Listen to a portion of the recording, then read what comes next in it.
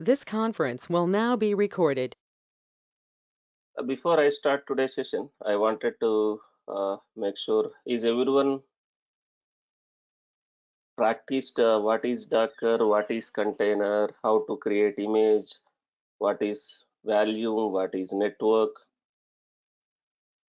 what is compose, and what is container orchestration. Why do we need container orchestration? Is everyone clear about terminologies like what is cluster, what is node, what is service, what is stack?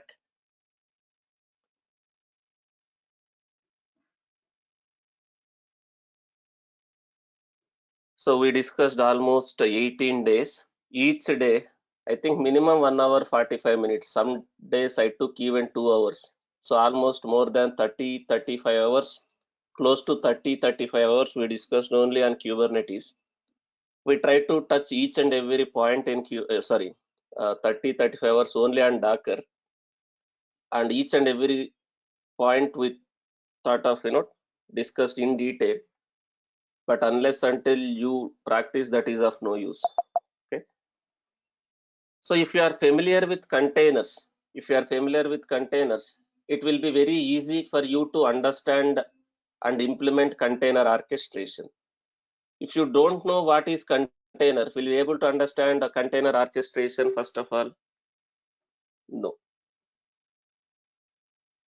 So I hope you are already familiar what is container, with respect to containers, what is Docker, what is image, what is volume, what is network.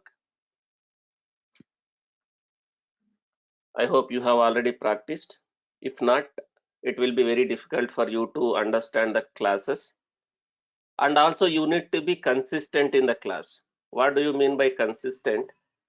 You need to attend each and every session, because one session is related to another session. One topic is related to another topic. The complete DevOps, I am not talking about only Docker, only Kubernetes. From day one till the day 150 also, 150th day of our course also, you need to be available so that you can understand all the concept. That is very important. Even though you have some issues, that is common. Everyone will have some personal emergencies, 1 or 2 days, 3 days, fine. But once you come back, you should recover those classes by went through the recording so that you can continue. Kubernetes is very, very important. So I am expecting everyone you to attend all the Kubernetes sessions without missing a single session. If you miss, you are going to lose the opportunity. So what is the meaning of opportunity here? Nowadays, there are a lot of openings on DevOps. But if you see any opening on DevOps, if you are seeing that JD, job description, or JD, what they are looking for, are they saying they should have a knowledge on Docker, they should have a knowledge on Kubernetes? Are they mentioning JD in the JD, saying that Docker is required, Kubernetes knowledge is required? Yes. So if you know Docker's Kubernetes, you will have lot of opportunities, lot of calls. At least you will get the calls. But the clearing the interviews is depends on how good you have practiced, how good you have attended the classes, how much you have practiced, how much assignments you have done. The clearing the interviews is one thing. That depends on how good you have practiced. Did you attended all the classes, understood all the concepts? Then how much you practiced? Based on that, you can crack the interviews. Okay. So utilize this opportunity. That's what I wanted to tell, because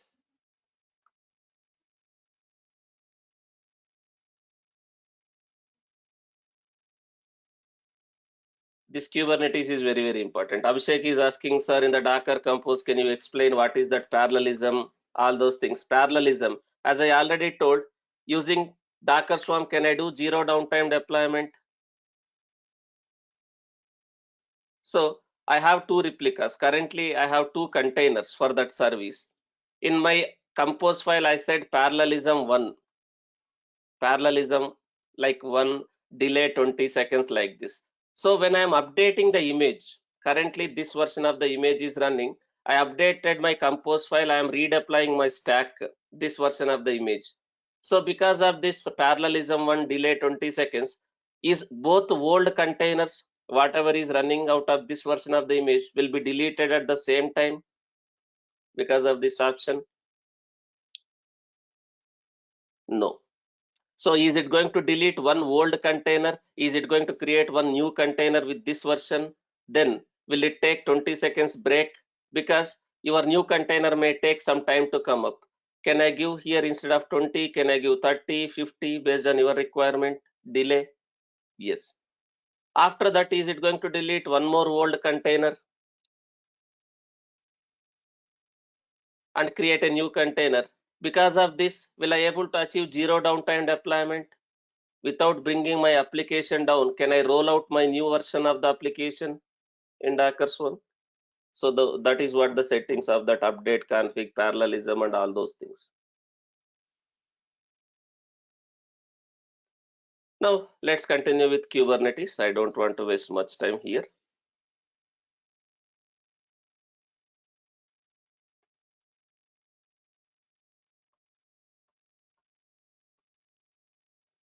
Guys, Kubernetes is very, very important. And again, I am telling, with whatever Kubernetes content I am covering, it's very vast. You can crack even CKA exam also.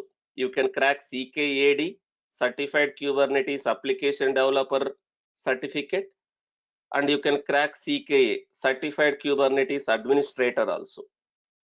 But to do that, you need to attend all the sessions, you need to practice a lot. That CKA and CKAD is completely scenario based questions, like a practicals. It is not like a multiple choice question. They are not going to ask one question. They are not going to give some options where you can select. It is not like that. They are going to give one scenario, one use case. You need to do that. You need to implement that scenario or use case using all the Kubernetes concepts, whatever is expected to learn. So Kubernetes, I am going to cover in and out. It may take 40 hours, close to 40, 45 hours it will take. More than 25 sessions I may need. If you understood, if you practiced, if you attended all the Kubernetes sessions, you can become expert in Kubernetes. You can crack CKAD and CKA also. Keep in mind that, and don't miss any session, and practice every day. Every day, whatever has been discussed, practice multiple times.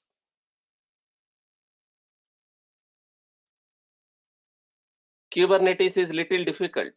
As I already told multiple times, Kubernetes is little difficult.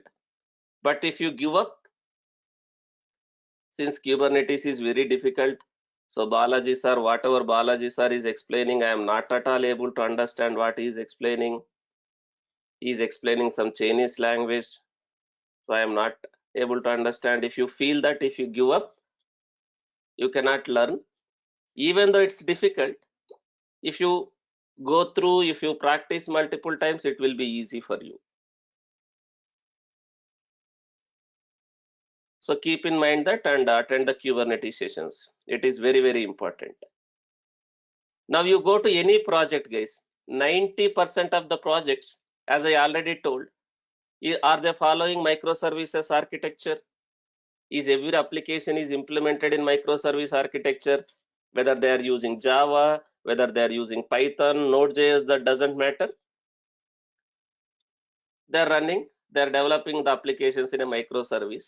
And if they're running as a microservice, what is the de facto tool which they will use to run those microservices, to deploy those microservices? Containers. Containers. So if it is a container, do you need to be familiar with the containerization, container orchestration like Docker, Docker Swarm, and Kubernetes? Yes. So as I already told, which one is widely used container orchestration tool in the market compared to all the tools whatever is available? Kubernetes. Container orchestration. I'm saying container orchestration, Kubernetes. So this is very, very important.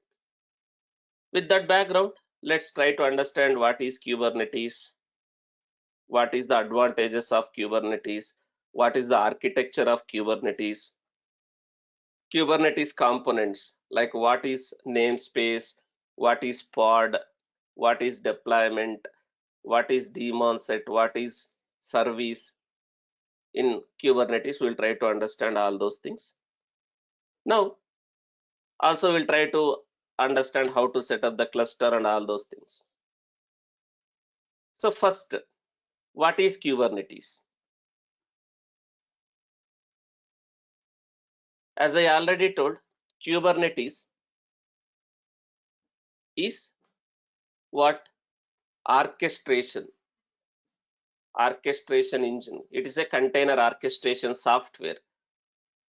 Kubernetes is an orchestration engine, an open source platform. Most importantly, open source. What is the meaning of open source? Is it free?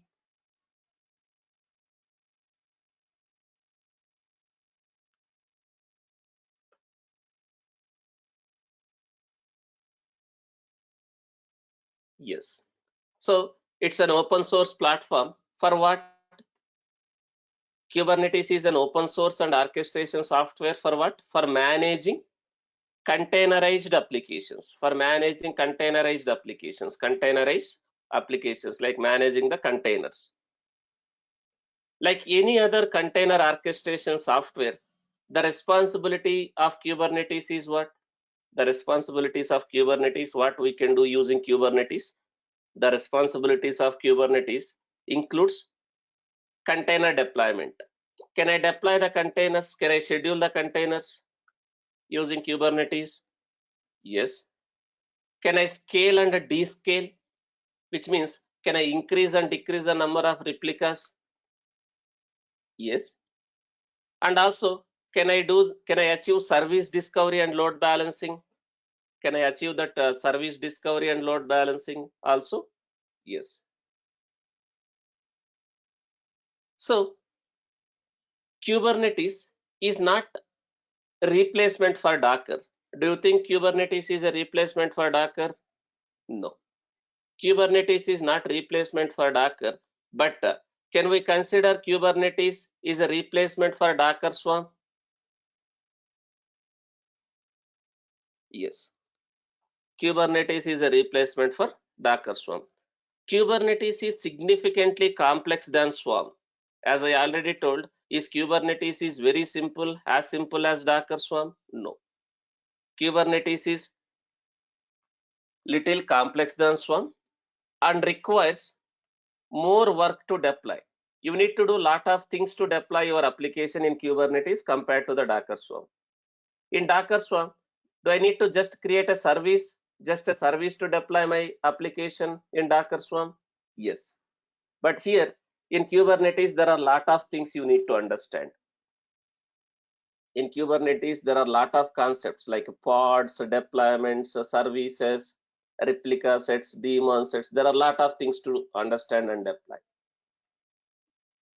So Kubernetes is complex compared to the Swarm, but will it be a very strong? I mean to say Kubernetes is very powerful, very strong compared to Docker Swarm clusters? Yes.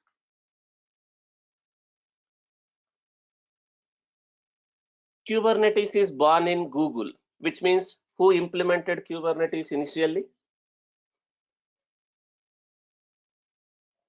Google.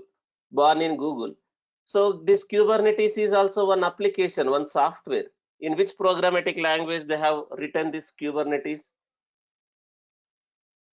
Golang. Guys, Docker and Docker Swarm is also one software, one application that is also developed using some programmatic language. So Docker is also written in which programmatic language? Go language only. So this Kubernetes is also implemented in Go language, born in Google. But Google donated Kubernetes to CNCF. Later, Google donated to Google donated this Kubernetes to CNCF. What is CNCF? Cloud Native Computing Foundation. This one, Cloud Native Computing Foundation. So CNCF, Cloud Native Computing Foundation. So as of now, who is managing and who is owning the Kubernetes? As of now, who is managing and who is owning the Kubernetes? CNCF, Cloud Native Computing Foundation. So initially Kubernetes is developed by Google. Initially Kubernetes is developed by Google. Later they donated to CNCF. Now CNCF is owning and managing the Kubernetes. So Cloud Native Computing Foundation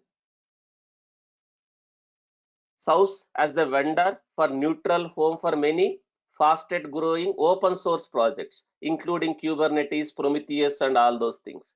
So as of now, who is owning and contributing, maintaining Kubernetes and Prometheus software also like this? CNCF. They are managing and maintaining open source projects.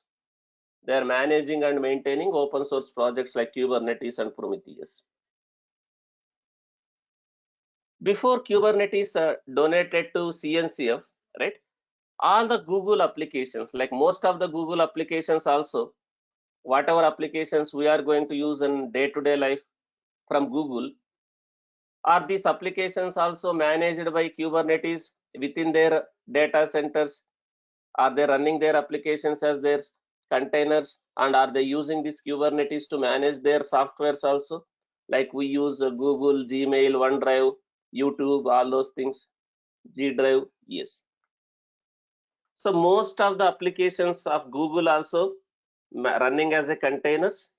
Most of the Google applications also running as containers, and they are managing using Kubernetes. So Kubernetes is initially developed by Google, used by Google initially. Before Kubernetes is available in the market, which means before Kubernetes is available for other IT applications and projects, is Kubernetes is already used internally by Google? Yes. So Google initially developed Kubernetes. Later they donated to CNCF. When they donated to CNCF? In 2014. So Kubernetes version 1.0, Kubernetes first version, Kubernetes software version 1.0 is released on July 21, 2015, which means the first version of Kubernetes is released to market when? In July 21, 2015, which means is Kubernetes is available for other IT applications and projects from when people started using Kubernetes? 2015, after 2015 only. So how old the Kubernetes software is from now? For now, like almost 7 years, close to 7 years. Now we are 2022, we are in 2022, which means is Kubernetes is available in the market for last 7 years? Is people started using Kubernetes? Yes. Guys, don't say I worked on Kubernetes in 2013, 2012 like that. If you are already a senior resource, if you're already having experience like 10 years, don't say I worked in Kubernetes in 2013, 2012 like that.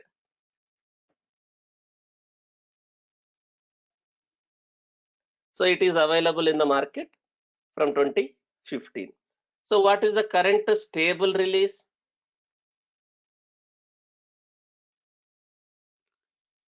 When I documented recently, it is version 1.22. When I documented this recently, it is version 1.22. Just last month, I think they have released a new version. So this is the official website of Kubernetes. This is the official website of Kubernetes.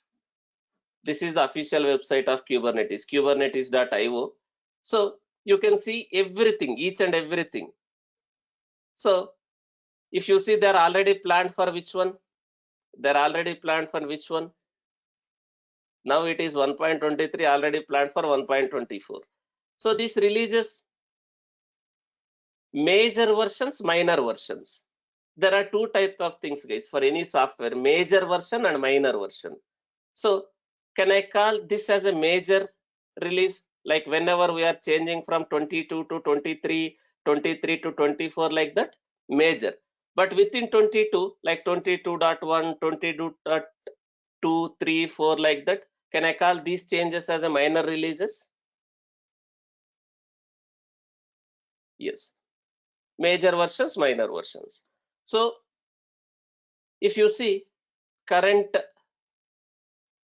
stable Kubernetes version, stable, again, stable is important.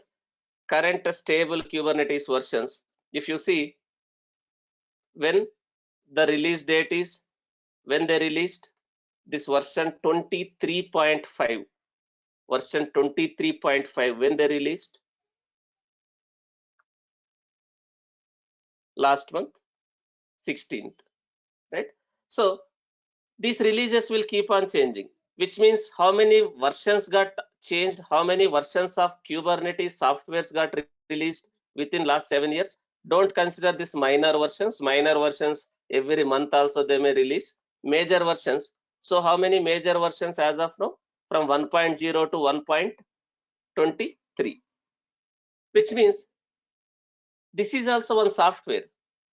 Did they improved lot of features? That did they added lot of features to Kubernetes from version 1.0 till version 1.23? Did they introduce lot of features to the Kubernetes software? And lot of issues also will be there, bugs, defects. This is also one software. So did they done lot of bug fixes also? If any issues are there in this Kubernetes also, they have enhanced the product, and also they have done lot of bug fixes also. Now this is the current stable release, version 1.23, which means last 7 years 23 releases. Guys, again, sometimes in the interview they are going to ask what version of Docker you are using, what version of Kubernetes you are using. Even though this is version 23, are we going to use this version immediately? Are you going to upgrade immediately? No. As of now, in my current project, we were using version 1.19 only, which means how many versions we are behind to the current version? Four versions behind. But we are planning to upgrade to 1.20. We are planning to upgrade to 1.20. So whenever in the interview also they are asking which version, don't say the latest versions for any software. Don't say the latest version for any software. At least two versions minus two of current version. At least minimum. Why we will not upgrade immediately? Do we need to observe is that version is stable? Do we have any issues in that software? Is there any enhancements they have done? Do we need to verify that first before we just upgrade blindly? Yes. And again, even though you upgrade, will you directly upgrade that versions in the production first? Directly will you do in the production? First, will you upgrade your lower environment clusters like a dev cluster first? You will do the deployments in dev, and will you identify is there any issues with that latest Kubernetes version or Docker version with our applications? Are you going to check the compatibility with your application with that latest version? Yes.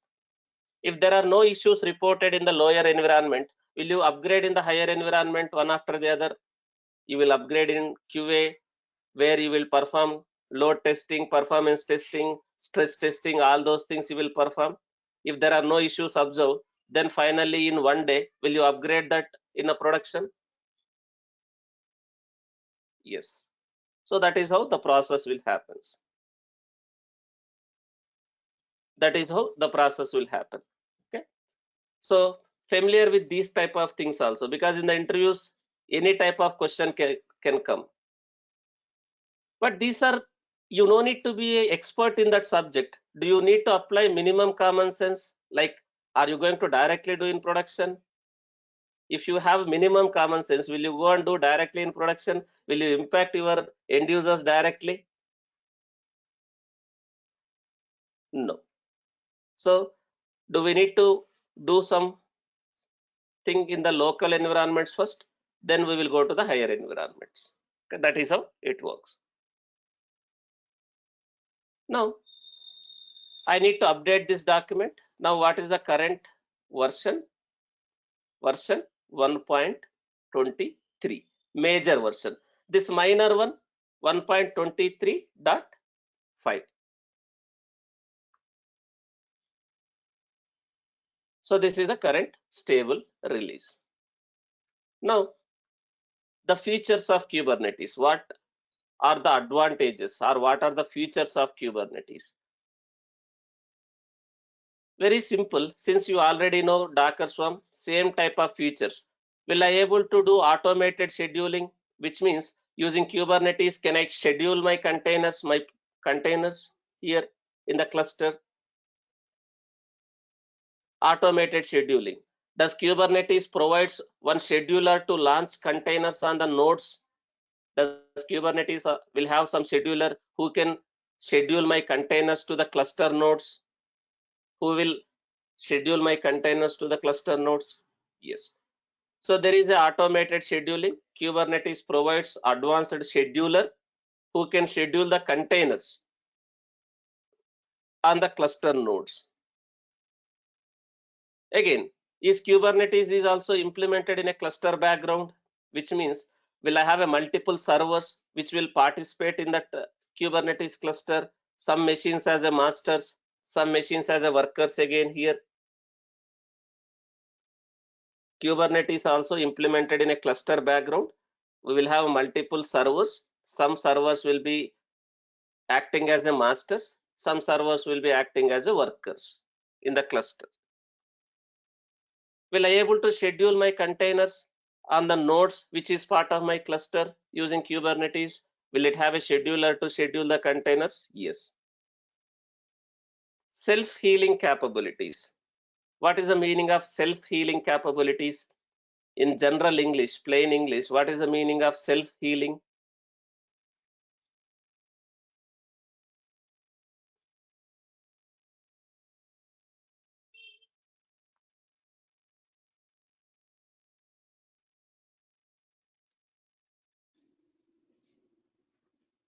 Recovering himself or recovering itself, auto recovery, or I can say fault tolerance, self recovery, auto recovery, or fault tolerance. So does Kubernetes is capable of rescheduling or replacing or restarting the containers which are died, which means for some reason your containers are stopped or died? Does Kubernetes is capable of rescheduling, replacing, or recreating the containers which are died? Yes. If something goes wrong with your containers, does that container will be recreated or restarted automatically? Here also yes. And automated rollouts and rollbacks. So Kubernetes supports rollout, rollback. Some general English knowledge also required here. What is the meaning of rollout? What is the meaning of rollout? Kubernetes supports rollouts and rollbacks of your application. What is the meaning of rollout? Rollout, can I call that as a release? Can I call that rollout as a release, releasing the new version, new feature? Yes. Using Kubernetes, can I roll out, can I release my application as a container? And again, with zero downtime, without bringing my application down also, can I roll out the new version of my application software? Yes. And so if something goes wrong, can I roll back Can I roll back to the previous state, previous version of the application? If something goes wrong with the latest version, can I go back to the previous version of the application also? Yes. So Kubernetes supports rollouts and rollbacks for the desired state of the containerized application. We can do the rollouts and rollbacks. And also, does it support the scaling and load balancing of your containers? Horizontal scaling. Kubernetes can scale up, scale down the application containers as per the requirements. I can scale up and scale down. But what is the one more advantage in Kubernetes? Will I able to scale automatically also based on the load on your application container? Based on the load on your application container, will I able to increase and decrease the number of containers in Kubernetes? And if I have a multiple replicas, can I achieve the load balancing also within the cluster, that service discovery and DNS? Yes. So these are the features: service discovery and load balancing. Service discovery and load balancing. With Kubernetes, you no need to worry about networking and communication. You no need to worry about networking and communication, because Kubernetes will automatically assign IP addresses to containers, and also a single DNS name, kind of a service name, single DNS name, kind of a service name for set of containers. So that can load balance the traffic inside the cluster. Within the cluster, can I use that name, kind of a service name, that is your DNS name?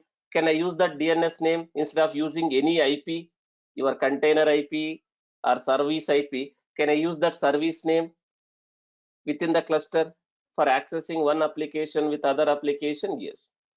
So that can load balance the traffic inside the cluster. So we have a DNS also within the cluster. We have a service discovery and load balancing.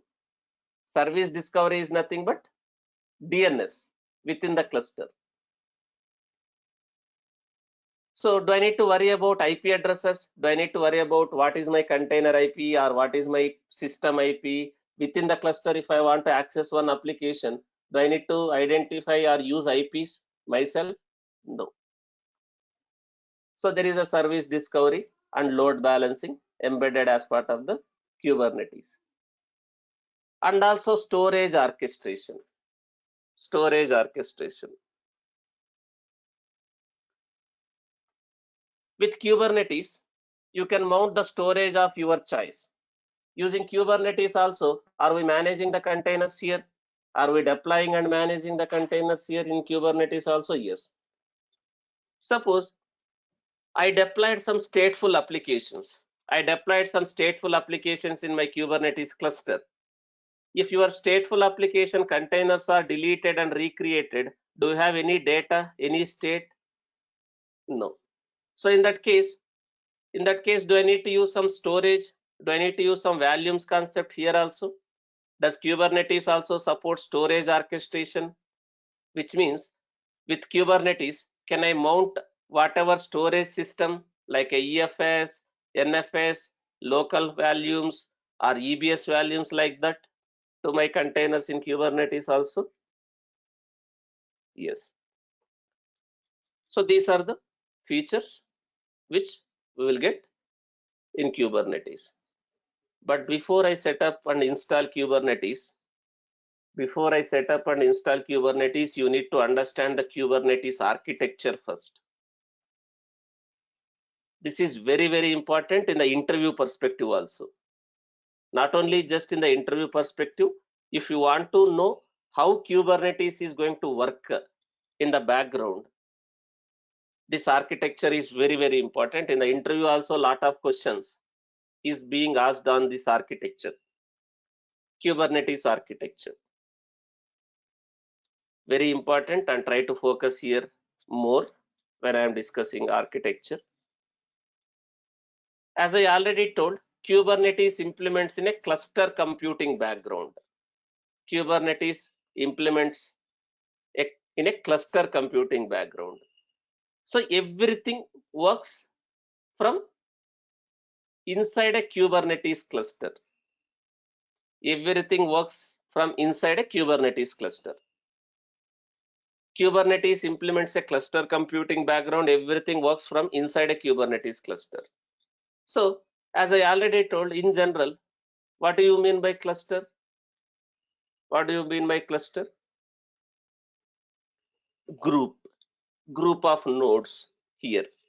So, can I create a Kubernetes cluster? This cluster can be hosted one node acting as a master of the cluster, one node acting as a master of the cluster, and other nodes acting as a workers. But in real time, again, will I go with only one master?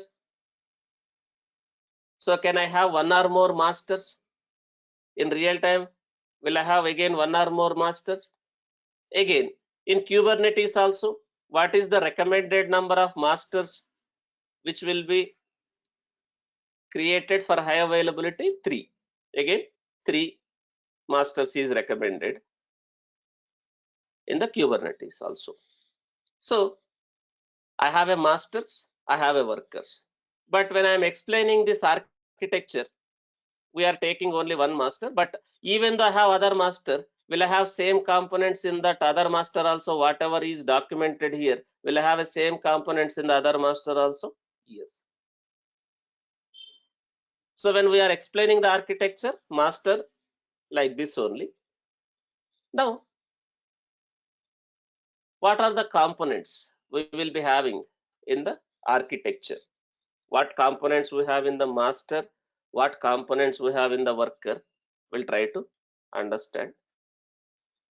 Now, this is kind of one circle, like one boundary. Let's consider this is one cluster. Let's consider this is one cluster. So within this cluster, can I have some masters? Can I have some workers? Based on your requirement, you can have n number of workers, n number of masters. So you have some masters. It's a group of nodes. So this is one server. This is one physical machine or virtual machine. This is another physical machine or virtual machine.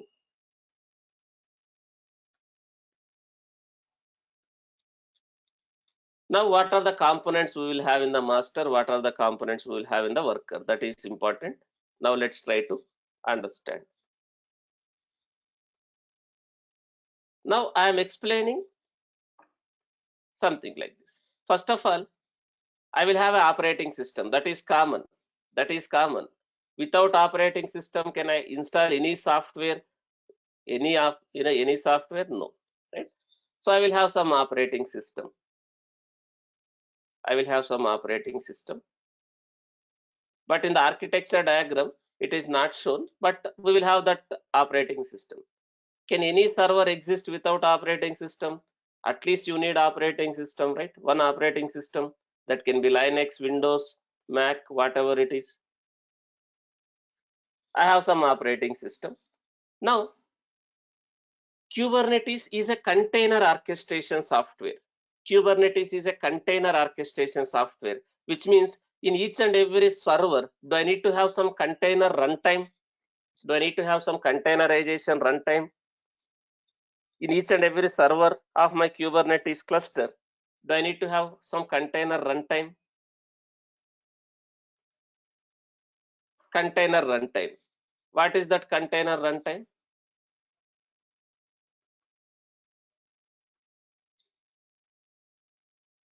Like Docker, like a Docker.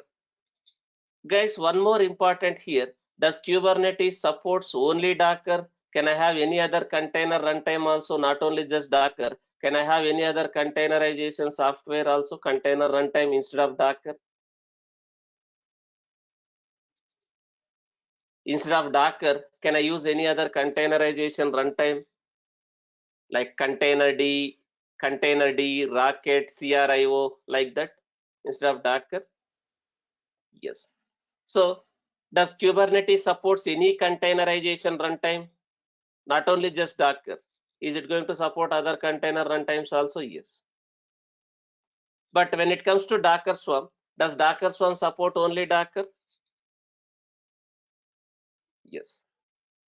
Now, any container runtime like this. One more shocking news now. It is not a kind of a shocking news. Did you guys heard about one news saying that Kubernetes deprecated Docker? Anyone heard that news? Kubernetes deprecated Docker.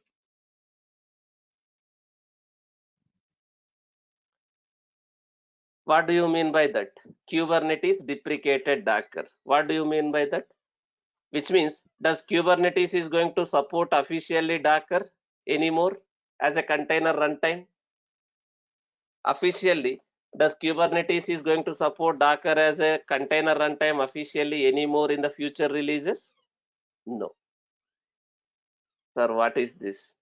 You discussed Docker 18 days and you are saying Kubernetes is not supported by, Kubernetes is not going to support Docker. Does it mean all the 18 days, whatever has been discussed, it is of waste? It is of scrap?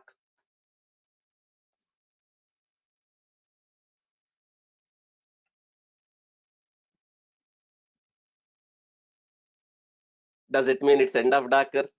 Since Kubernetes is not supporting Docker officially, does it mean it's end of Docker? There is no life for Docker?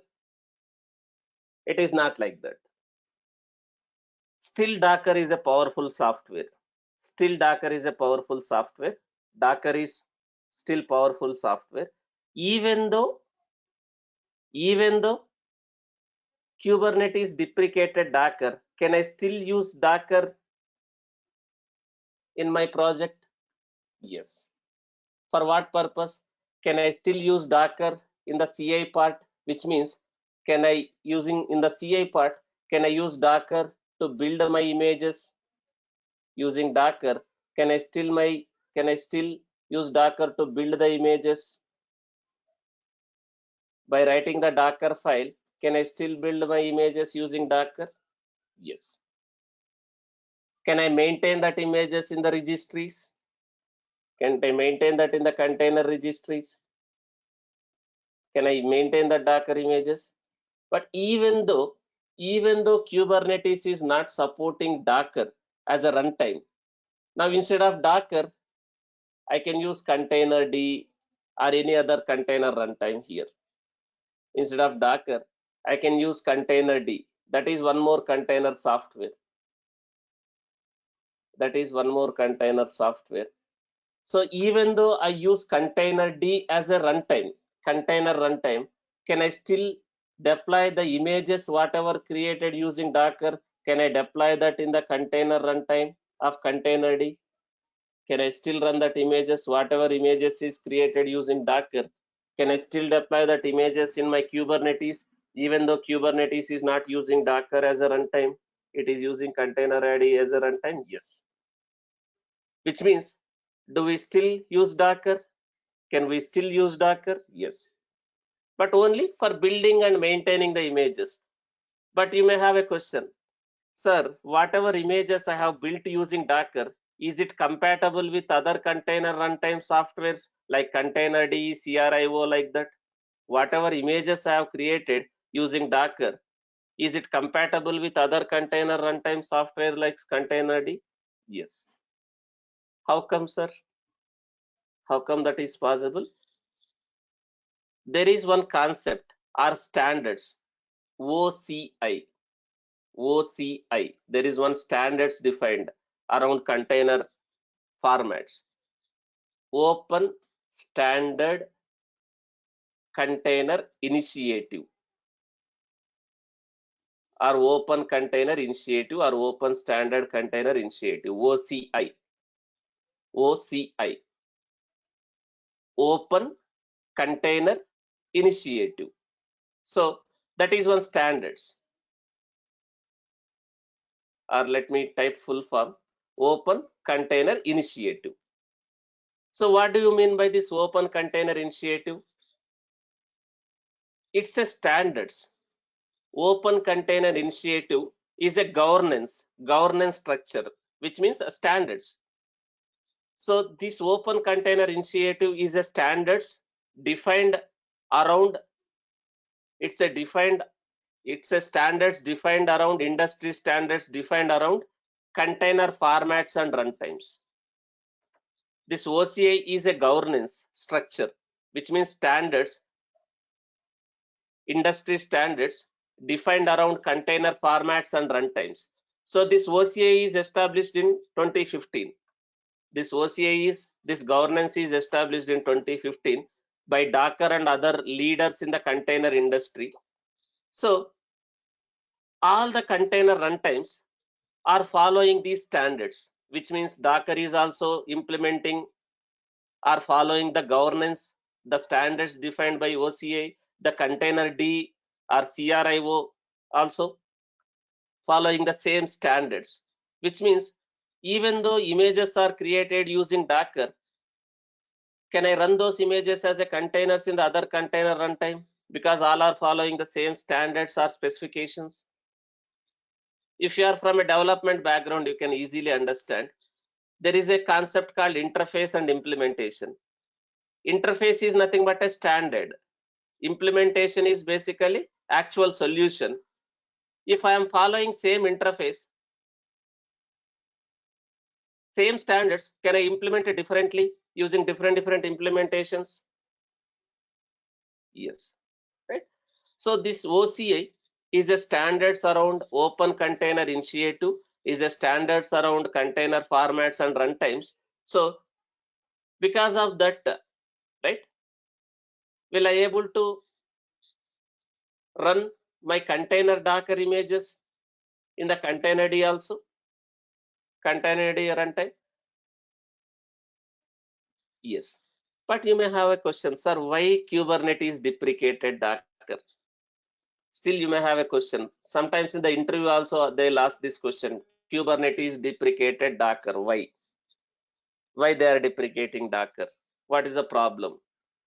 If you see here, there itself they are only saying, don't panic. Before they announce they are deprecating Docker, they are saying, don't panic, don't get tensed. Don't get tensed, nothing will happen. So don't get tense, don't panic. So Kubernetes deprecated Docker. So why they have deprecated Docker? Because Docker is not a container runtime actually. Docker is not a container runtime. Even though we are using Docker, Docker is not a container runtime actually. Docker is lot of wrappers. Docker is having lot of wrappers around container runtime. Do you know Docker is internally using container D? Container D as a runtime. Docker is internally it is using container D as a runtime. Docker is not a container runtime. It is a wrappers around container runtime, which means it has lot of CLIs, APIs around containers. Docker has very good CLI, very good APIs around container runtime, which means Docker is not a container runtime, guys. So Docker internally is going to use Docker is internally going to use container D as a runtime. If you see, it's a more wrapper around it. So Docker has lot of CLIs, APIs built around container D.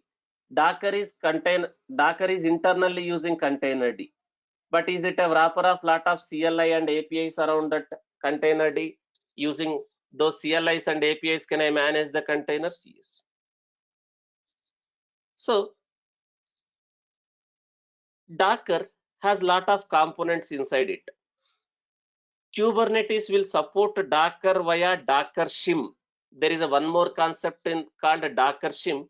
Kubernetes cannot directly support Docker. It has to use one more software called a Docker shim.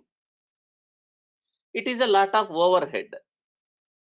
it is lot of overhead to Kubernetes. So since Kubernetes also can directly support containerd, do they need to support one more software called a Docker sim just to support Docker? Internally, Docker is again using containerd, so they don't want that overhead.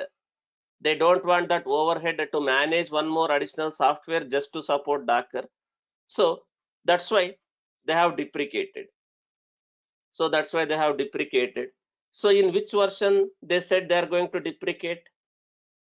Kubernetes is deprecating Docker as a container runtime after which version?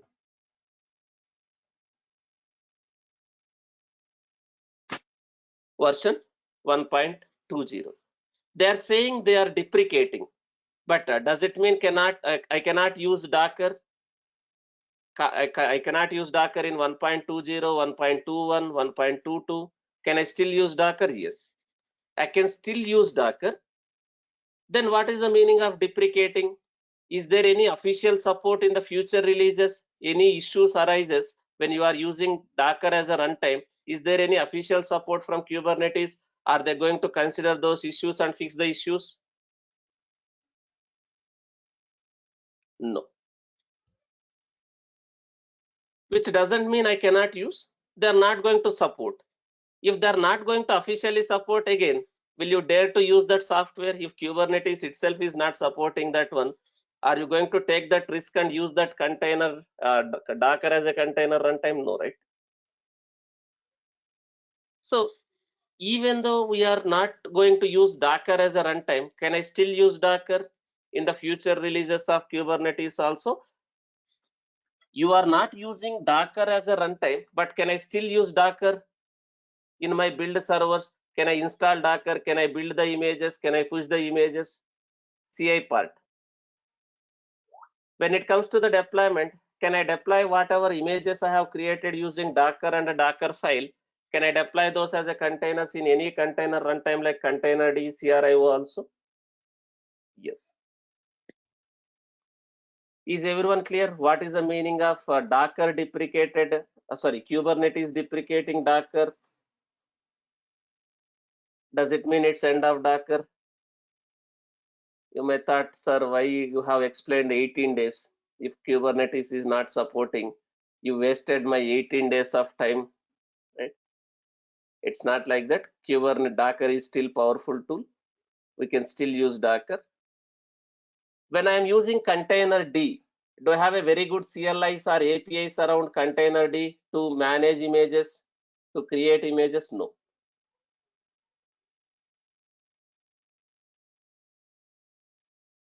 So compared to the Docker, does any other container runtime has very good CLIs and APIs to manage? It's not a prank, Venkat, it's real. So now in our YouTube channel also, I have explained why Kubernetes deprecated Docker. What does it mean? What reason? For what reason they have deprecated Docker? And does it mean it's end of Docker? Or can I still use Docker? If I use Docker, where I can use Docker? All these things are explained in detail. I recommend you to go through this video. At least before coming to tomorrow's class, I want you to go through this video. Kubernetes deprecating Docker. What does it mean? Why it is deprecating Docker? Does it mean it's end of Docker? But in this video, I have explained how to set up the Kubernetes cluster using containerd runtime. Instead of using Docker as a container runtime, in this video, I explained two things. One is why it is deprecating Docker. If it is deprecating Docker, how can I set up my Kubernetes cluster using containerd as a runtime? But anyhow, I will explain that setting up the cluster. But I will recommend you to go through this video to understand why Kubernetes is deprecating Docker. Does it mean it's end of Docker? Or if there is a life for a Docker, where I can use, how I can use, all these things I have explained in this video. I recommend you to go through this video. So let me come back to the architecture. Now, in this architecture, Now, instead of Docker, can I use containerd or any other containerization software like CRIO also? Yes. There should be one container runtime in each and every node. Now, what is additionally required in the master node? What is the part of control plane? What components is part of your control plane? What do you mean by control plane? Can I call control plane or master both are same? Control plane or master? Yes. Control plane or master both are same. So what is part of your control plane? I mean to say master. What components we have as per your architecture? Now these are the control plane components, master components. What do we have in the master now? I have a API server. I have scheduler. I have control managers. I have control managers.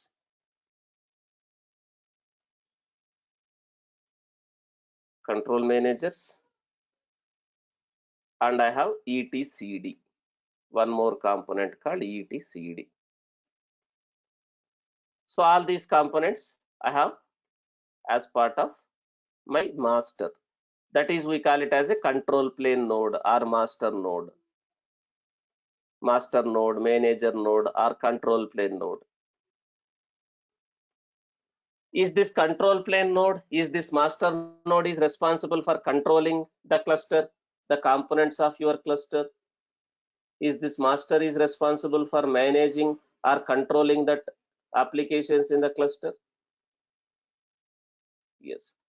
So this is master components, API server, scheduler, control managers, and etcd.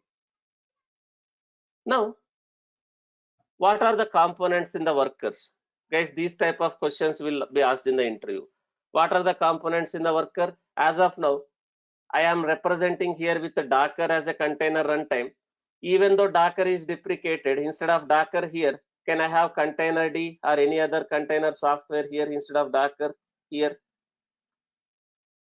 Yes. For now, I am using Docker, but that can be anything. Now, instead of Docker, can I have container runtime like containerd in the workers? Yes. Now, what components we have in the worker? If you see in the worker, what components we have here? If you see in the worker, we have kubelet, we have kubelet and kubeproxy. You have kubelet and kubeproxy.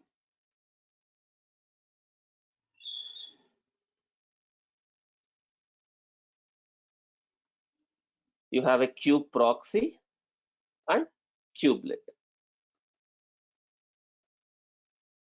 in the workers. You have a kubelet and kubeproxy. In fact, this kubelet and kubeproxy will be part of master also, guys. In fact, it will be part of master also. But when it comes to architecture, is kubelet and kubeproxy is important compared to the other important components in the workers? I mean to say in the master. So in fact, this kubelet and kubeproxy will be part of master also. But when you are explaining the architecture, does any architecture diagram you take, Kubernetes architecture diagram, will they represent or will they showcase these two in the master? No. But doesn't mean those two are not part of master. Those two part of master also. But when it comes to architecture, instead of this kubelet and kubeproxy, these are very important when it comes to architecture discussion or exploration. Compared to this is very, very important. API server, scheduler, control managers, and etcd. If you see any architecture diagram, Kubernetes architecture diagram, you take any Kubernetes architecture. If you see any diagram you open, any architecture diagram you open, if you see this is primary, I mean to say control plane, master, are they explaining here about that kubelet and kubeproxy? Is it documented here? No, which doesn't mean it is not there, it is still there. But is this are important in the master, like API server, control manager, scheduler, and etcd? But when it comes to workers, are they explaining about kubelet and kubeproxy here? If you take anything, any architecture diagram, master, in the master, API server, control manager, scheduler, and etcd. In the workers, you have a kubelet and kubeproxy. You take any diagram, architecture diagram, it will be like that only. If you see this one also, this diagram, in the architecture, in the master, do you have this API server, controller, scheduler, and etcd? In the worker, kubelet and kubeproxy, and container runtime. As of now, that container runtime, can it be anything like Docker, containerd also? Yes. So these are the components of worker, kubelet, and kubeproxy. In the architecture, in the master, you have a API server, scheduler, control manager, and etcd. Now, what is this API server? These type of questions they will ask in the interview, guys. In the interview, you will get lot of questions on the architecture itself. If you explain the architecture in detail, they will be impressed there itself. So if you explain what is what in the architecture, what is API server, what is scheduler, what is control manager, and what is etcd, what is kubelet, what is kubeproxy, what is the role of each component, why, what is very important. This is not only just for interview purpose. If you know the architecture of any application or any software, whether it's an application, whether it's a software, if you know the architecture, will you be able to easily understand what is happening, how it is working in the background?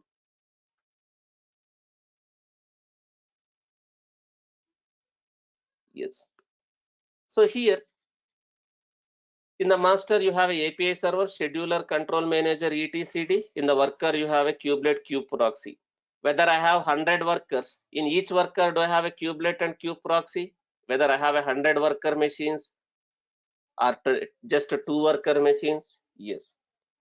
Suppose if I have, instead of one master, if I have a multiple masters, in each master, do I have this API server, schedulers, control managers like this? Yes. So what is this API server? Before I go there, what is the purpose of master node? Before I explain what is API server, what is scheduler, what is control manager, and what is etcd, what is the role of master? We have a master node. What is the role of master? The master node.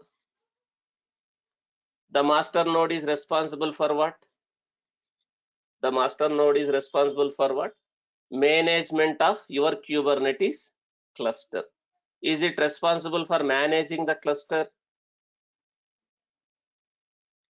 Cluster. Managing the cluster. What is the meaning of managing the cluster? Is it responsible for scheduling? I mean to say deploying the containers and looking after those containers. If something goes wrong with one container, is it responsible for recreating the containers or rescheduling the containers? And also, if something goes wrong with one of the worker, let's say one of the worker node went down, this node itself is went down, is it responsible for shifting all these containers to other server? I mean to say, is it responsible for looking after that node and rescheduling, recreating that in another server? Yes. So it is responsible for managing the cluster. So is master machine is main entry point for all administrators who want to deploy, or manage the applications in the cluster. Whom should I contact? Do I need to contact the control plane? I mean to say master. Yes. So does it is going to handle the orchestration of pods? I mean to say, is it responsible for looking after the pods and your nodes? Yes. So can I have more than one master? As I already told, there can be a more than one master in one cluster. For what purpose? For fault tolerance. For tolerating the master failure, can I have another master? For high availability and fault tolerance? Yes. Now, in Kubernetes, before I explain further, if you see something called pod. Sir, what is this pod? Does Kubernetes will directly manage containers? In Kubernetes, can I directly create a containers and manage the containers in Kubernetes? No. In Kubernetes, you are not going to directly create and manage the containers. Does containers will be wrapped under one concept called pod? Does containers will be created using pods? Does Kubernetes will create a pods and manage the pods? Within the pod, can I have container? Yes. If you see, in Kubernetes, we are not directly managing the containers. Is containers are wrapped under one more concept called pod? Is containers are packed under pods, and are we deploying pods and managing the pods in Kubernetes instead of managing the containers directly? Instead of deploying and managing the containers directly, we are deploying the pods and managing the pods in Kubernetes. But within the pod, what do we have? Within the pod, what do we have? Within the pod, do we have a container? Yes. So what is pod? What is single container pod? What is multi-container pod? All those things I will explain later. But here onwards, I will use a term called pod. Don't get confused what is pod. As I already told, pod is a collection of one or more containers. In Kubernetes, if I want to deploy any container, do I need to create a pod?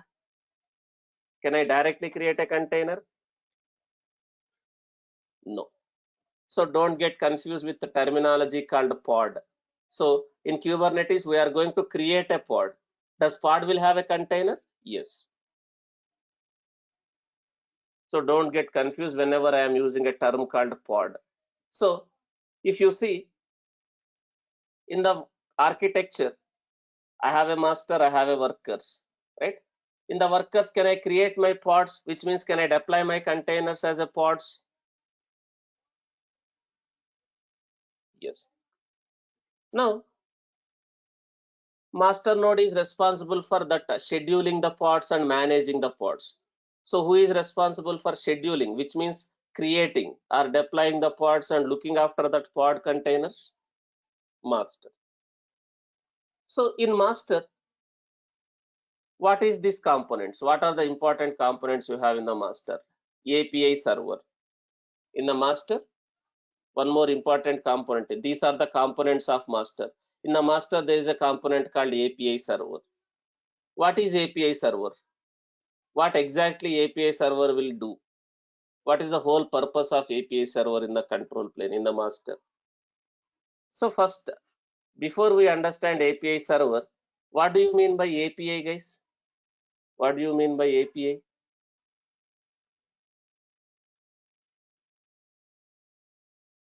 What is the full form of API?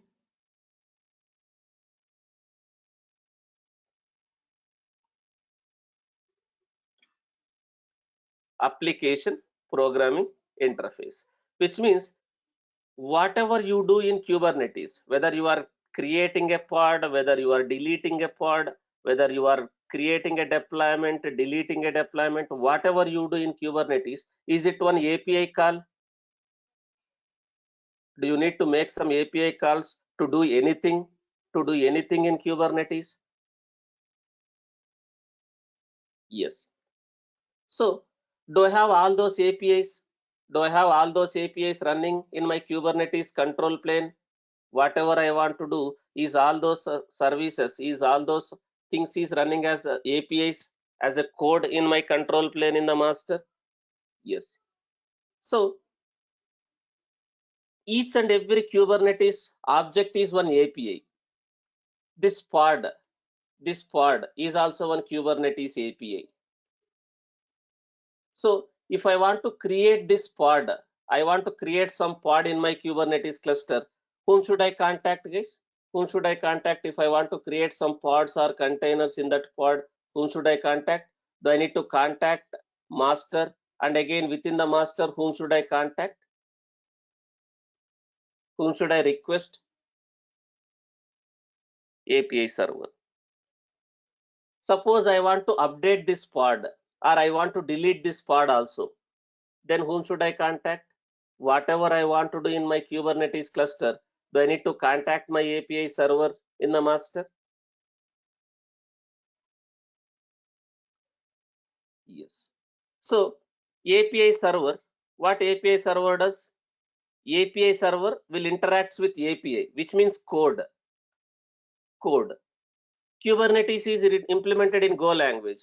Does it mean do I need to learn Go language if I want to manage Kubernetes cluster? If I want to deploy applications in Kubernetes cluster, do I need to learn Go language? Not required. So Kubernetes API server will interact with API.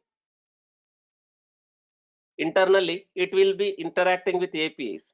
So can I call this Kubernetes API server?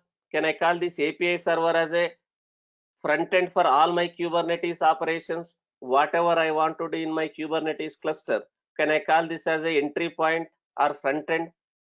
Whatever I want to do in this Kubernetes cluster, whatever I want to do in this Kubernetes cluster, whom should I contact?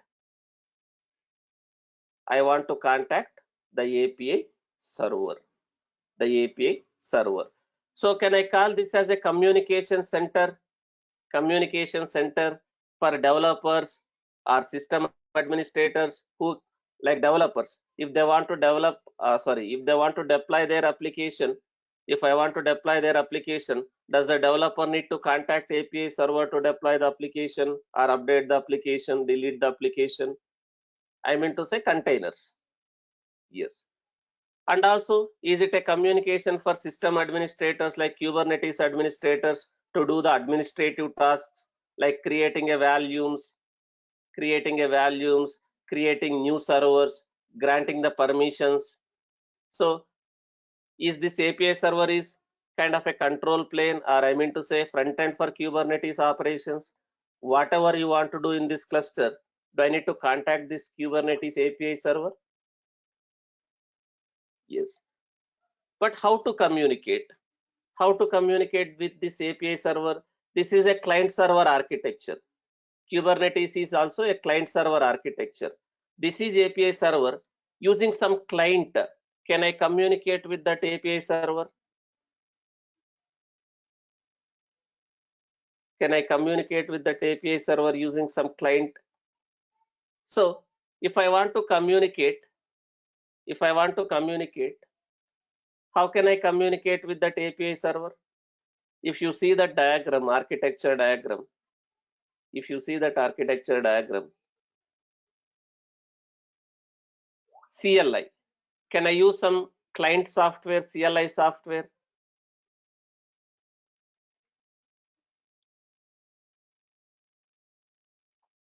What is that client software? That CLI software or client software? kubectl. What is this kubectl? What is this kubectl? It's a Kubernetes CLI. It's a Kubernetes CLI. Using kubectl, we can communicate with Kubernetes cluster, which means with whom you will communicate with API server. So you can use CLI. You can execute something like this. If you want to see how many nodes are there, if you want to see how many pods are there in that cluster, I can execute some commands like this. If I want to deploy pod also, I can deploy some pods, something like this. Using these images, I want to create a pod. That pod will have a container out of that image like this. So I can execute CLI commands. But even though I am executing commands in the background, is it going to make a API calls? Is this CLI is responsible for making a API calls to this API server? So I am executing command.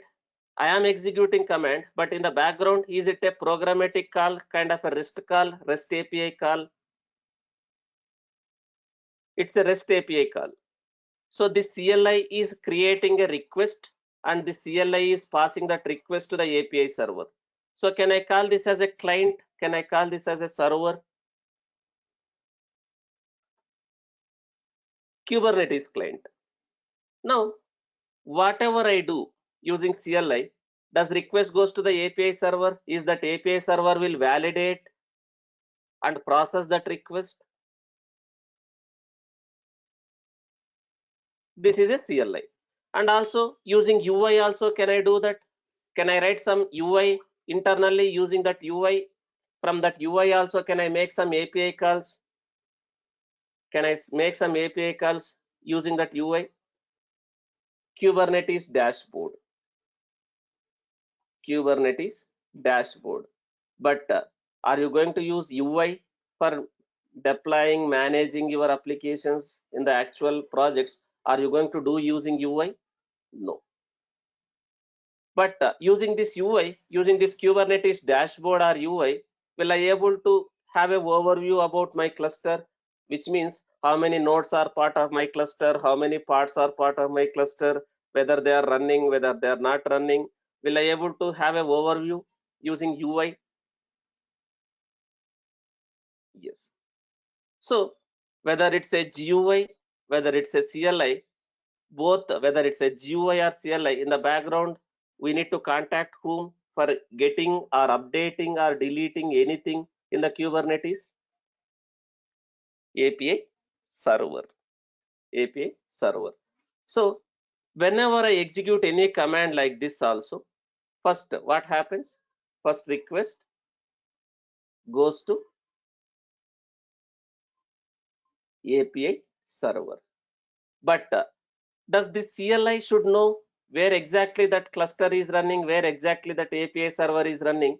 Without having that information, does CLI will be able to communicate with this API server? No. So we are going to configure this CLI. We are going to configure this CLI using one file called config file. One file called config file. Kube config file. So within that server, in the current user under that .cube folder, I will have one config file. Does that config file, if that config file has this information, where exactly that API server, on which IP, on which port that API server is running, what is the username and certificates to connect to that API server. If I have all those information in this kube config file, in this client machine, any command I execute, is this CLI will use this config file to connect with API server. I mean to say communicate with API server. Yes. So first request goes to API server. What this API server does here? Guys, this is very important. Sometimes in the interview also they are asking, you are executing some commands like this. Can you explain what is happening in the background? You are executing some commands like this. Can you explain the flow? How kubectl is reaching or how kubectl is communicating with your Kubernetes cluster? Can you explain all the flow? Sometimes they are asking in the interview.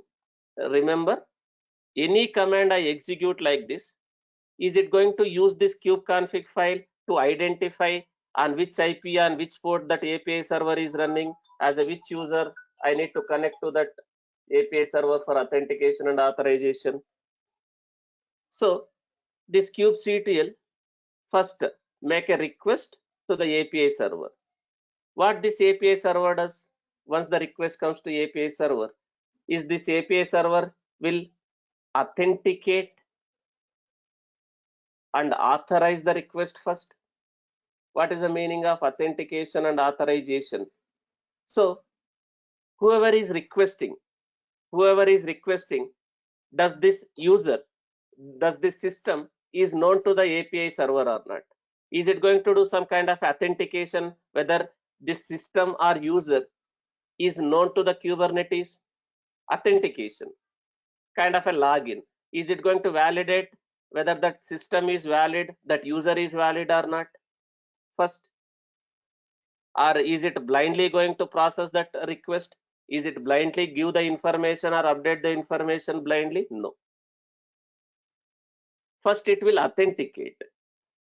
If it is authenticated, the user is known to the system. What it does next? What it does next? Authentication is different, authorization is different. Is it going to authorize whether that system or user is authorized to perform that activity, whether he is trying to get the nodes, whether he is trying to get the pods? So will it validate whether that user has permissions? It is not going to give the permissions, it is going to validate the permissions. Is it going to validate the permission, whether that user or system has the permissions to perform that activity or not? Yes.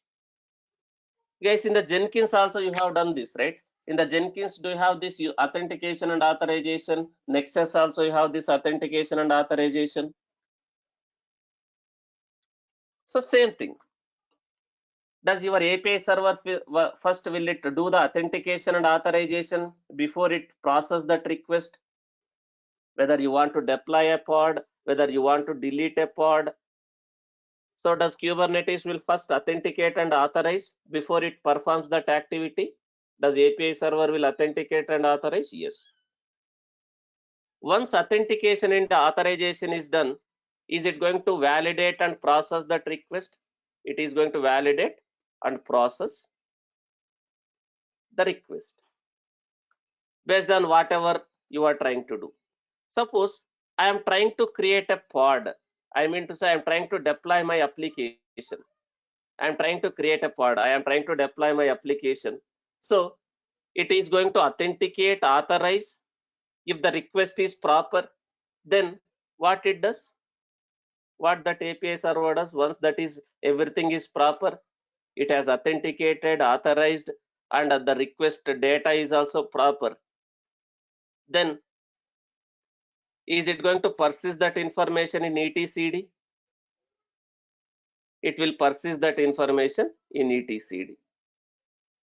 It will persist the request details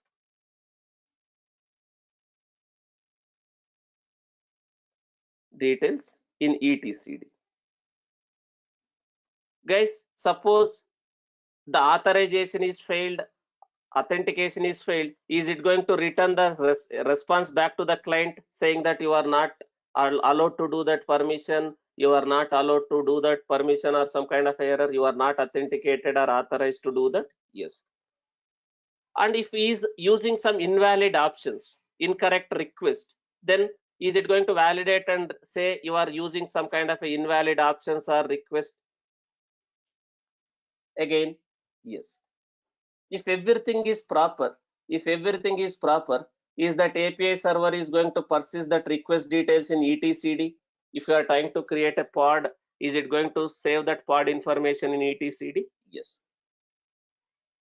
Is everyone clear what is CLI, what is kubectl? kubectl is a client. kubectl is a client software, CLI software. Can I use this kubectl to communicate with my Kubernetes cluster, that is API server? Yes. So what is API server? Is everyone clear? What is the role of API server? What exactly API server does in the Kubernetes? Now, it is going to process, authenticate, authorize, then validate and process that request. Whatever request comes to the Kubernetes cluster, it is going to persist that information in etcd. Then what is this etcd? Next question comes.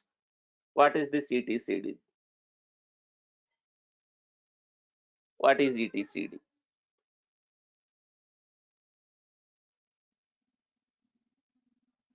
This is very, very important to understand and understand the architecture. What is this etcd? This etcd is a data store. This etcd is a key value distributed data store, kind of a database. Database for what? Is it a database for your applications? Your database, is this a database for your applications, or is it a database for Kubernetes, where it can maintain the Kubernetes information, Kubernetes state? So etcd, this etcd is a key value distributed data store, kind of a JSON data. Key value, etcd is a simple distributed key value store. Kubernetes will use etcd as its what? Kubernetes will use etcd as it's a database to store what information? To store all your Kubernetes information. Just to give an example, what type of information will be stored in the Kubernetes etcd? Is it going to store the information about pods? How many pods are there? Each pod, how many containers? What image is used? And is it going to have a deployments information, services information, how many nodes are part of that cluster? Is etcd will store all that information, your Kubernetes information? Yes. So this is etcd. Now, whenever I am requesting to create a pod, whenever I am requesting to create a pod, whenever I am trying to create a pod or deployment like this using client, is this going to happen? First, is this request goes to API server? Is that API server will authenticate, authorize, and process that request? If everything is proper, is it going to persist that information in etcd? Yes. Then once that information is persisted in etcd, who comes into picture? Suppose I am asking to create a pod. I am asking to create a pod or a deployment, let's say. This will process that request, validate that request, save that request. Then who comes into picture? Here we have a scheduler. We have a scheduler here. So what this scheduler does? The name itself it is saying is scheduler is responsible for scheduling pods. Is scheduler is responsible for scheduling your pods to the nodes. Is this scheduler is going to verify etcd? Is it going to look etcd? Is there any pods which are in a which are not scheduled yet? Is this scheduler will verify etcd? Is it going to check in the etcd? Scheduler will try to assign nodes to the pods which are unscheduled, which means is this scheduler is going to look after the etcd and it will identify is there any pod which is not yet scheduled in the cluster. So is this scheduler is going to, one second guys, give me 1 second.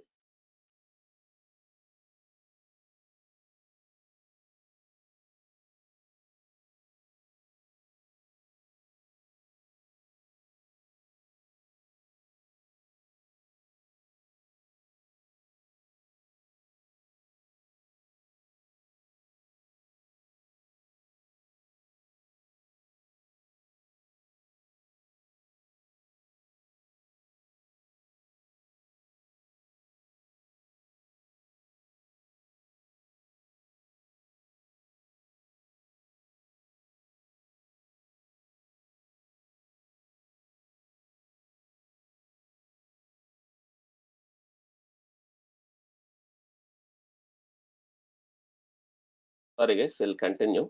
So this scheduler comes into picture. This scheduler will try to see is there any parts which are not scheduled yet. So is that scheduler is responsible for deciding in which node that part can be scheduled? Does the scheduler will decide in which node that part can be scheduled in the cluster? Yes. So how it will decide? How it will decide is that scheduler is going to communicate with agent software, that is kubelet. Is that scheduler is going to communicate with one agent software called kubelet, which is running in each and every node? Is this scheduler is going to communicate with this kubelet and identify does this node has enough cpu, enough memory available so that I can schedule that part to this node? Is this scheduler will communicate with your kubelet, which is running in these nodes, to identify whether I can schedule this pod or not in that node, whether that node has enough CPU, enough memory. Yes.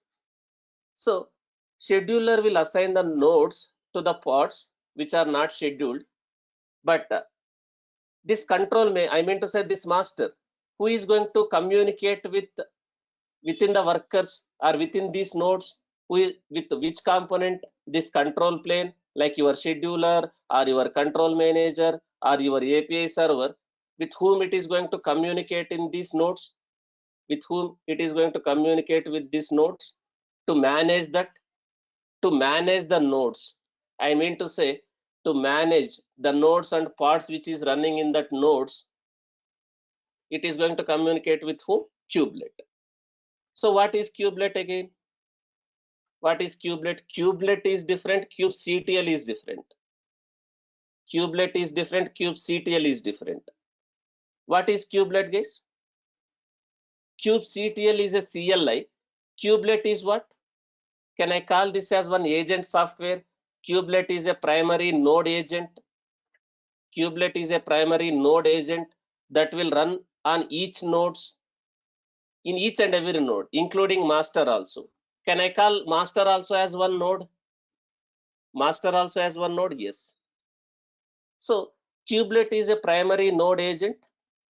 It will read the container manifest, which will ensure that containers are running, and it will make sure that containers are running in the pod. So is your control plane, is your master will communicate with your nodes with the help of kubelet. Can I call this kubelet as a agent software, node agent, Kubernetes node agent, Kubernetes agent, or can I call this as a Kubernetes agent or Kubernetes node agent, this kubelet? Yes. So the scheduler will just decide in which node that pod can be scheduled. Again, does this control managers comes into picture? Once scheduler decided, right, in which node that pod can be scheduled, does this control managers comes into picture? Does this control managers will communicate with that node agent and ask him to create a container using so and so image?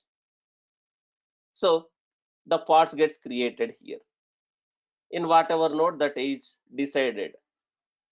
If your pod is created here, pod will have a container.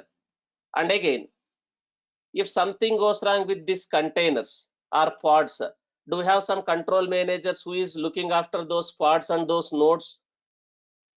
We have a lot of control managers, like a node control manager,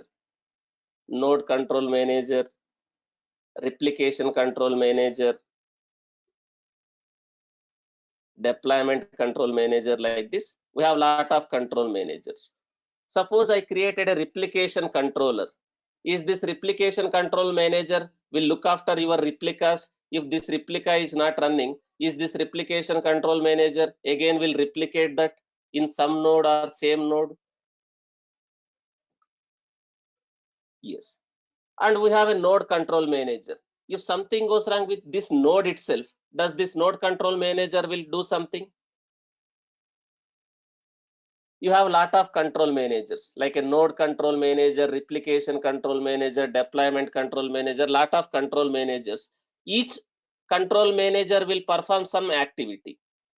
Suppose if something goes wrong with this node itself, does this node control manager comes into picture? Is this node control manager is responsible for noticing if node goes down? Is it responsible for noticing and doing something if any node goes down?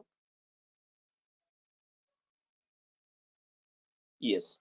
So what this node control manager does, for some reason this node itself is down, maximum what that node control manager does, is it going to recreate or reassign these parts to other nodes? Yes. Suppose node is healthy, I created a replication controller. To deploy this pod, I created a replication controller. Is that replication controller is responsible for managing this pod replicas? If this replica is down, is it going to replicate again, that replication control manager? So we have a lot of control managers like this. So is everyone clear? the architecture, what is API server, what it does, what is scheduler, what it does, what is control managers. There are a lot of control managers like this. Node control manager, replication control manager, replica set, deployment, daemon set. I will explain all these things later. What is replication controller, what is deployment, what is daemon set, we will discuss later. But do we have control managers who is responsible for managing nodes or pods like that? Yes. Is everyone clear? In the master, what is API server, what is the responsibility of API server, what is scheduler, what is the responsibility of scheduler, what is control managers, what is etcd, and what is kubelet. As I already told, what is kubelet, guys? So is your control manager will communicate, will it manage node and pods which are running in that node using kubelet? Is your control manager is going to manage that node using that agent? It will manage node and it pods using that agent, kind of a agent. This is manager, this is agent. Just to make it simple, like you have a agents for LIC, right? You have a LIC, there will be a manager. In the LIC, there will be a manager. You will have some agents. Does that manager will communicate with agents to track how many policies has done? Is the business is achieved like that? Similarly, this is Kubernetes control plane master. Is this control plane will communicate with kubelet, that is agent, to see whether that node is healthy, whether the pods which is running in that node are healthy? Yes. So that is agent. What is difference between kubelet and kubectl? Don't get confused. Kubectl is different, kubelet is different. So what is this kubectl, guys? Kubectl is a CLI. Using that CLI, can I communicate with my Kubernetes cluster? I mean to say that is API server. Now, is it mandatory to have this kubectl also in the master machine? I mean to say, do I need to install this client software also in the master machine? Client server architecture. If you understand the client server architecture, is it mandatory to have this kubectl also in the master? No. Can I have this CLI anywhere? Even in the master also I can install kubectl, or in any other system also, like a developer laptop or a Jenkins server also, can I have a kubectl installed? And if I have this config file, if I have that Kubernetes config file in that system, even though kubectl is in Jenkins server, if I have that kube config file, even though I execute kubectl commands here, is it going to communicate with that cluster and do the operations? Yes. That is what kubectl is doing, right? People are saying no. I have a kubectl installed in Jenkins server, and if I have a kube config file of that cluster, even though I execute kubectl get nodes,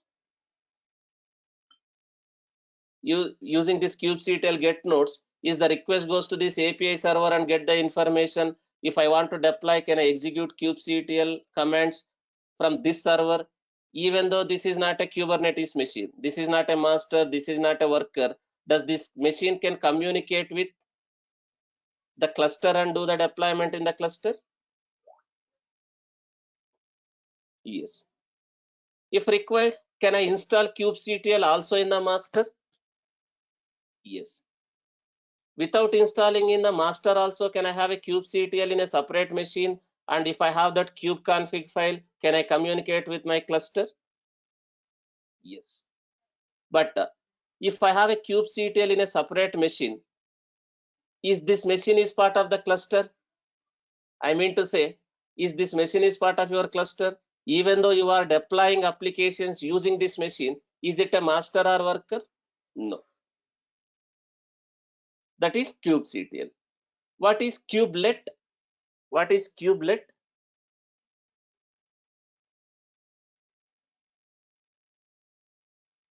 Kubelet is an agent, node agent.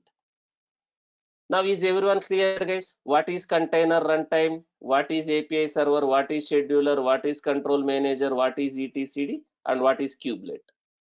And what is left in the architecture? One component left in the architecture. What is that left? We need to discuss kube proxy. Kube proxy.